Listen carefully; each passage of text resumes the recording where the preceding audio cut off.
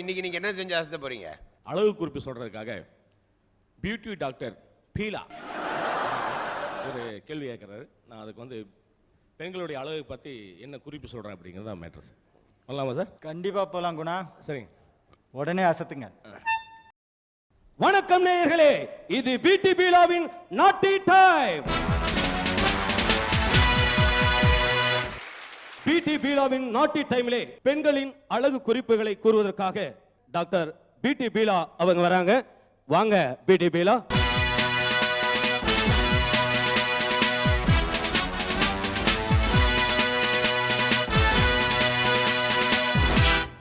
வணக்கம் madam. Hi, எப்படி இருக்கீங்க? அப்படியே தான் இருக்கு. உங்களுக்கு எப்படி இந்த டாக்டர் பட்டம் கிடைச்சது? அதாவது ஆக்சுவலி என் வீட்டு பக்கத்துல ஒரு டாக்டர் இருக்காரு. ஓ.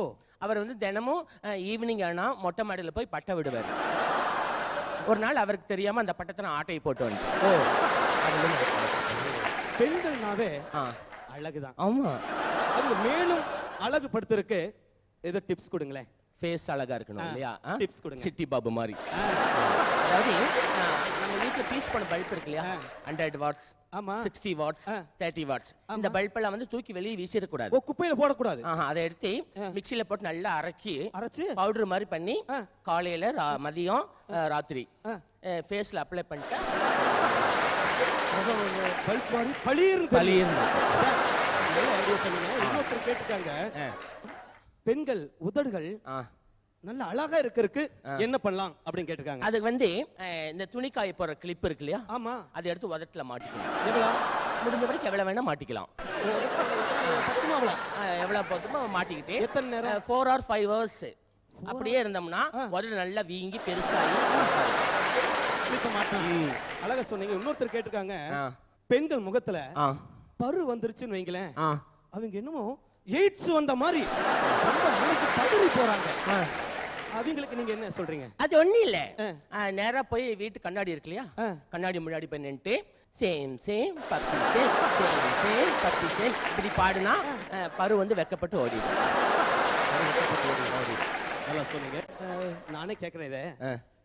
சில பெண்கள் பாத்தீங்கன்னா தொப்புளுக்கு வளைய மாட்டிக்கிறாங்க. ஏன்?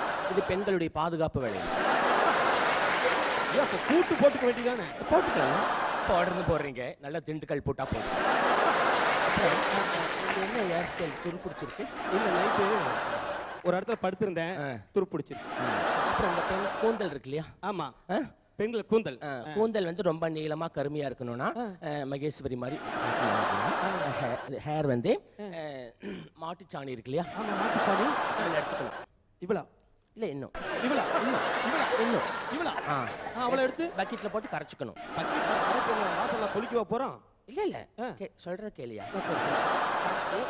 சீயக்கா இத்தனை சாணிக்கு சீவக்காய் தூள் உள்ள போட்டணும். அதுல போட்டு கோகனட் ஆயில் ஒரு சொட்டு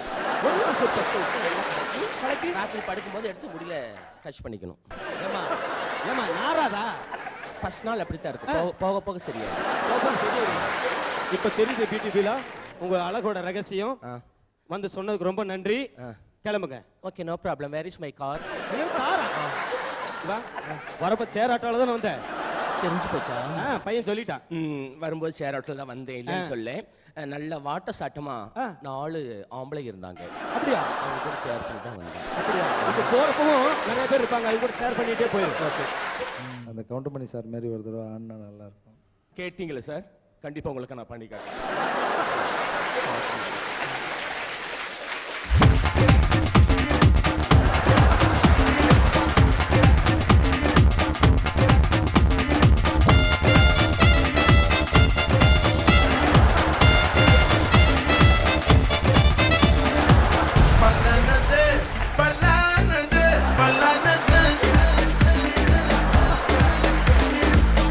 கையிலும் சிக்காமலே வளர்த்தது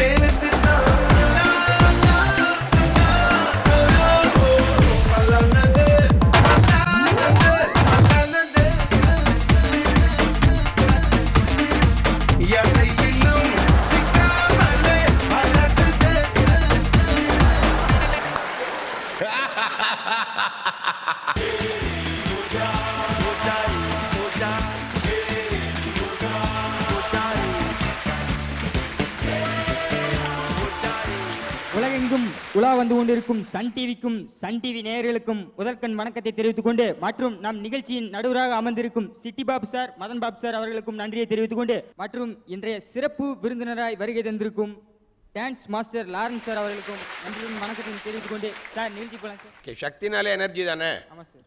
ஸோ நல்ல எனர்ஜெட்டிக்காக பண்ணுங்க. சரிங்க சார். நீங்கள் இன்னைக்கு என்ன செய்ய போறீங்க? வினி சக்கரவர்த்தி அவர்கள் வந்து ஒரு புண்ணாக்கு கடை வச்சிருக்கிறாரு. அவர் மகன் பிரகாஷ்ராஜ் வந்து புண்ணாக்குனா கேவலம், அதனால ஏர்லைன்ஸ் கம்பெனி ஆரம்பிக்கலாம்னு சொல்லிட்டு ஏர்லைன்ஸ் கம்பெனி ஆரம்பிச்சு அந்த ஏர்லைன்ஸ் கம்பெனி டெவலப்புக்காக ஒரு போர்டு மீட்டிங் நடத்தி சில நடிகர்களெல்லாம் கூப்பிட்டு கருத்து கேட்டிருந்தா அந்த போர்டு மீட்டிங் எப்படி நடக்கும், கடைசியில் என்ன ஆகும், அதான் sir concept. Okay Tiruppur Sakthi அசத்துங்க. Okay sir. ஹாய் செல்லம், அளவிடோ அளவியோ இந்த போர்டு மீட்டிங் எனக்கு தெரியுமா? என்ன சாமி போர்டு மீட்டிங்னு சொன்னீங்க? போர்டே காமியா?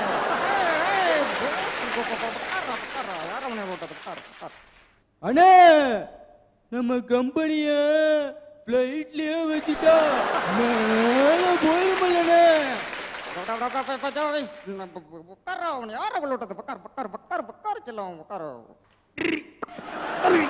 அப்பா கருத்து சொல்ல சொன்ன காரி துப்பாம்பா. தம்பி ஒரு கோட்டு வாங்கின ஒரு கட்டிங் ஃப்ரீயா கேட்டு கப்புனு கபாலத்தில் ஏற வரைக்கும் அடிக்கிறான். நம்ம ஒரு டிக்கெட் வாங்கினா ஒரு டிக்கெட் ஃப்ரீன்னு சொன்னோம். நம்ம ஏர்லைன்ஸ் ஃப்ரீக்குன்னு போயிடும்ல. என்ன கண்ணு புண்ணாக்கு வியாபாரத்தை விட்டுட்டு ஏர்லைன்ஸ்ல வந்து சம்பாதிக்கலான்னு கூப்பிட்டு வந்தா எல்லா பேரும் புண்ணாக்கு மாதிரியே பேசலாம். இத்தனை செலவு பண்ணி உன்னை படிக்க வச்சிருக்கிறேன், நீ ஏன் ஒரு முடிவு எடுத்து பண்ண மாட்டியா? ஏப்பா ஏப்பா ஏப்பா நீ பண்ணல, நம்ம சேர்ந்து பண்ணிருக்கலாம்ல, ஏன் படிக்கல? நானும் படிக்கணும் தான் நினைச்சேன். எங்க அப்பன் ஸ்கூல்ல கொண்டு போய் சேர்த்துறான். நானும் ஸ்கூலுக்கு போனேன். அங்க வாத்தியார் பேசுறதுக்கு ஆரம்பிச்சாரு. வாழ்க்கையில நல்லா படிக்கணும்டா, இல்லைன்னா நடுத்தரவுல தான்டா நிக்கணும். அப்பனா டிராபிக் போலீஸ்ல நல்லா படிக்காதவங்களா சார்?